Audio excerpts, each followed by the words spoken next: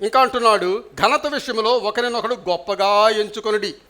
ఘనత విషయంలో ఒకరినొకడు గొప్పగా ఎంచుకోండి అంటున్నాడు. అందుచేత నేను చెప్తాను, Christianity is a mutual appreciation society. నేను అర్థం చేసుకున్న పేరు ఏమిటంటే, క్రిస్టియానిటీ అనగా మ్యూచువల్ ఎప్రిసియేషన్ సొసైటీ. అది క్రిస్టియానిటీ. ఎక్కడా ఉండదని ప్రపంచంలో. ఘనత విషయంలో ఒకరినొకడు గొప్పగా ఎంచుకునండి. మీరు గొప్పవారంటే మీరు ఇంకా గొప్పవారు, మీరు గనులు అంటే మీరు ఇంకా గనులు, మీరు పరిశుద్ధులు అంటే మీరు ఇంకా పరిశుద్ధులు అని మనం ఎంచుకునే మన భక్తి, మన క్రైస్తవ్యము. ఒకరినొకరు ఘనముగా ఎంచుకునేది. దేవుని నామానికి స్తోత్రం, హల్లెలూయా.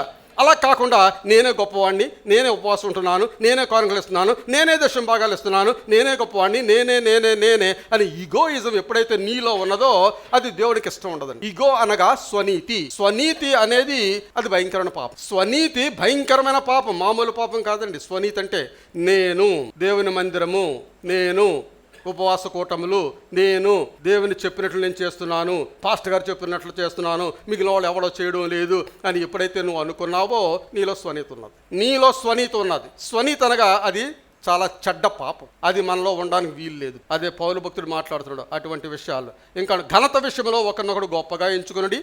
ఆసక్తి విషయంలో మాంగ్యులు కాక ఆత్మయందు తీవ్రపద గలవారై ప్రభువుని సేవించుడి. ఆత్మయందు తీవ్రముగా ప్రభువును సేవించువారిగా ఉండాలి. తీవ్రముగా నిరీక్షణ గలవారమై సంతోషించుచు శ్రమలయందు ఓర్పు గలవారై ప్రార్థన యందు పట్టుదల కలిగి ఉండుడి. శ్రమల్లో ఓర్పు కలిగి ఉండాలి.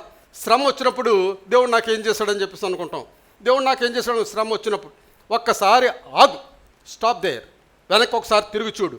దేవుడికి ఏం చేశాడో, నువ్వు 20 సంవత్సరాలు ఉన్నప్పుడు ఏం చేశాడు, 30 సంవత్సరాలు వచ్చిన తర్వాత ఏం చేశాడు, 40 సంవత్సరాలు వచ్చిన తర్వాత ఏం చేశాడు, ఇప్పుడు 50-60 సంవత్సరాలు వచ్చిన తర్వాత దేవుడికి ఏం చేశాడు, ఒక్కసారి చూడు, నీకు అర్థమవుతుంది దేవుడు ఎంత గొప్పవాడు, దేవుడు ఎంత గొప్పవాడు. ఈ రోజు నువ్వు సజీవ లెక్కల్లో ఉన్నావంటే అది దేవుని యొక్క ఉచితమైన కృప, దేవుని ఉచితమైన కృప. నువ్వు సజీవ లెక్కలో ఉన్నావంటే ఎంతోమంది మరణించారు, ఎంతోమంది ఈ లోకం నుంచి వెళ్ళిపోయారు. మనం ఇంకా ఎందుకు స్పేర్ చేయబడ్డామనగా దేవుని స్తుతించడానికి. దేవుని స్తుతించడానికి దేవుడు మనల్ని సృష్టించాడు.